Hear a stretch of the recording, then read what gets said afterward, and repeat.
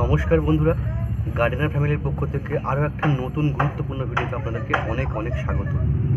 বন্ধুরা, এটা তো ডিসেম্বর মাসের মাঝামাঝি, প্রায় 20 তারিখ 22 তারিখ হয়ে গেল। বন্ধুরা, এখন কিন্তু প্রায় গাছে কিন্তু মুকুল এসে গেছে। আর এই মুকুলের পরিচর্যা নিয়ে ভিডিও তো আমি আগে দিয়েছি, আপনারা দেখেছেন। কিন্তু সেই মুকুলগুলো পরিচর্যা করলেই শুধু হবে না, মুকুলগুলো থেকে যখন আম আসবে, ছোটো ছোটো গুটি আকারে আম ধরবে, সেই সময় কিন্তু বিপদ আরও বেশি আসবে বন্ধুরা। তাই সেই বিপদের সম্মুখীন হতে আজকের এই ভিডিও আগে থেকে আমি আপনাদের কাছে উপস্থাপন করতে চলেছি। বন্ধুরা, যখন মুকুলের ছোটো ছোটো আম ধরতে শুরু করবে, তখন কিন্তু কিছু পরিচর্যা না করলে প্রতিটা আম কিন্তু হলুদ হয়ে গিয়ে, কালো হয়ে গিয়ে, নানা রকম কারণে ড্রপ হয়ে যাবে মাটিতে। দেখবেন আপনার শখের আম গাছে যে কটা আম ধরেছিল, সে কটা আম কিন্তু গাছ থেকে ঝরে মাটিতে পড়ে গেছে, হলুদ হয়ে রোগ লেগে গিয়ে। তাই বন্ধুরা, আমাদেরকে আগে থেকেই সেই পরিচর্যাগুলো করতে হবে যখন ছোটো ছোটো গুটি আকারে আম ধরতে শুরু করবে। তাই চলুন বন্ধুরা, আজকে আমরা জানব যে আম যখন গুটি আকার ধারণ করবে তখন কি কি পরিচর্যা করলে আমগুলোকে আমরা মুকুলে মানে গাছে ধরে রাখতে পারবো। চলুন জেনে নিই যে সেই পরিচর্যাটা কি কি। বন্ধুরা, যখন দেখবেন গাছে গুটি আকারে ছোট ছোট আম ধরতে শুরু করেছে, সেটা যখন একটু মটর দানার মতন বড় বড় হবে, ঠিক তখন আমরা কিছু গাছে স্পেশাল জিনিস স্প্রে করব। স্পেশাল নয়, আমরা সারা বছরই সেসব জিনিস স্প্রে করি, কিন্তু এই সময় একদম সেগুলো করতে ভুলবো না। সেগুলো কি কি? বন্ধুরা, এই সময় গাছের মুকুল থেকে যেসব ছোটো ছোটো হলুদ সবুজ সবুজ যে আমগুলো বের হয়, সেগুলো কিন্তু দেখবেন হলুদ হয়ে গিয়ে, কালো কালো ছোপ পড়ে গিয়ে, সাদা সাদা গোছের হয়ে গিয়ে আমগুলো কিন্তু গাছ থেকে ড্রপ হয়ে পড়ে যায়। এর অনেকগুলো কারণ আছে, সেই কারণগুলো আগে আমরা জেনে নেব কী কী কারণে এগুলো হয়।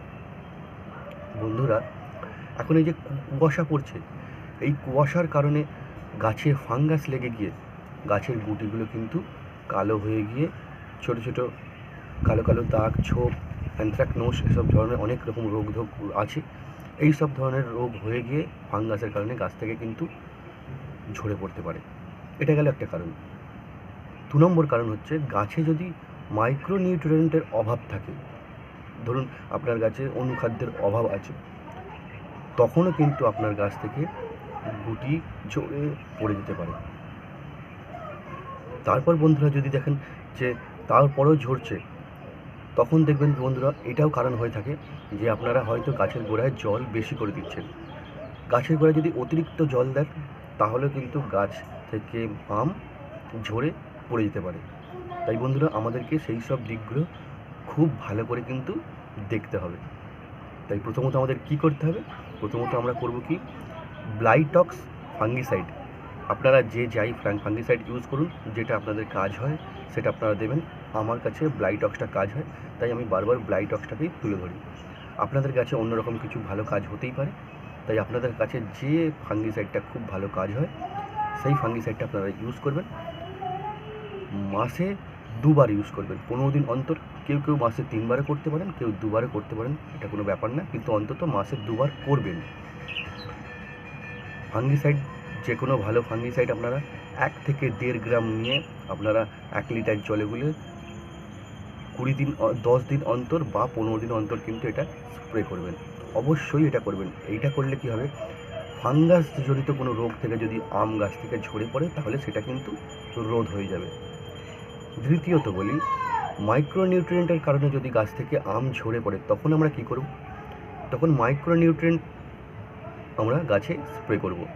আমি মোবোমিন ইউজ করি, আপনারা অন্য কিছু ইউজ করতে পারেন। মাইক্রোনিউট্রিয়েন্ট অনেক রকম খাবার আছে, মাইক্রোনিউট্রিয়েন্ট অনুখাদ্য, আপনার কাছে যেটা ভালো কাজ হয় সেটা আপনি করবেন। আমি মোবোমিন ইউজ করি। এই মোবোমিন আমরা 1 গ্রাম 1 লিটার জলে গুলে 15 দিন অন্তর স্প্রে করব। এই সময় 2 বার স্প্রে করব, 2 বার থেকে 3 বার, এর থেকে বেশি কিন্তু আমরা স্প্রে করব না।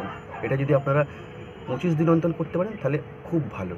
আপনারা 25 দিন অন্তর করবেন, 1 গ্রাম নিয়ে আপনারা 25 দিন অন্তর স্প্রে করবেন, তাহলেই হয়ে যাবে।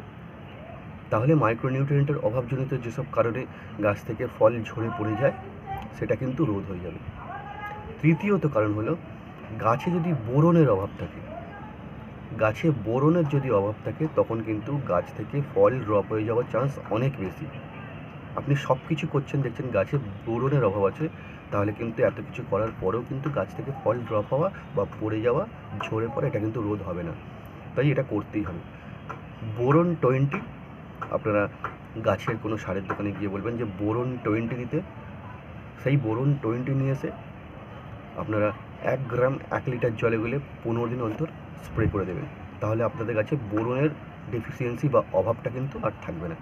তাই বোরনের অভাবজনিত কারণে যদি গাছের থেকে ফল ঝরে পড়ে, তাহলে কিন্তু সেই বোরন গাছে ঠিকঠাক হয়ে যাবে, তখন আর গাছ থেকে ফল ড্রপ হবে না। আর চতুর্থ কারণ কি হচ্ছে, আপনারা গাছের জলটা বুঝে শুনে দেবেন। গাছের জল তখনই দেবেন, আমি বলেছি এর আগের ভিডিওতে, যখন মাটিটা সাদা সাদা হয়ে আসবে তখন গাছে জল দেবেন। আর যখন ফল ধরে থাকবে গাছে, তখন সাদা হতে দেবেন না, বুঝে শুনে গাছে জলটা দেবেন, যাতে গাছে একদম প্যাচপ্যাচে না হয়ে যায় আর একদম শুকিয়ে কাঠ না হয়ে যায় গাছের মাটিটা। সেরকম বুঝে আপনারা গাছে জলটা দেবেন। সামান্য এইটুকুনি পরিচর্যা যদি আপনারা করতে পারেন, তাহলে দেখবেন আপনাদের এই সাদের গাছের মুকুল থেকে ফল আর ড্রপ হচ্ছে না, খুব ভালোভাবে আপনার গাছ থেকে ফল দাঁড়িয়ে যাচ্ছে, আম দাঁড়াচ্ছে। এইটুকুনি পরিচর্যা করতে থাকুন, দেখুন আপনি খুব ভালো ফলাফল পাবেন। তো বন্ধুরা, আমার এই ভিডিওটি যদি আপনাদের ভালো লেগে থাকে তাহলে ভিডিওটিকে অবশ্যই লাইক করবেন, চ্যানেলটিকে সাবস্ক্রাইব করবেন এবং বন্ধুবান্ধবদের সঙ্গে শেয়ার করে দেবেন। দেখা হচ্ছে পরবর্তী অন্য কোনো গুরুত্বপূর্ণ ভিডিওতে। ততক্ষণ ভালো থাকবেন, সুস্থ থাকবেন। ধন্যবাদ।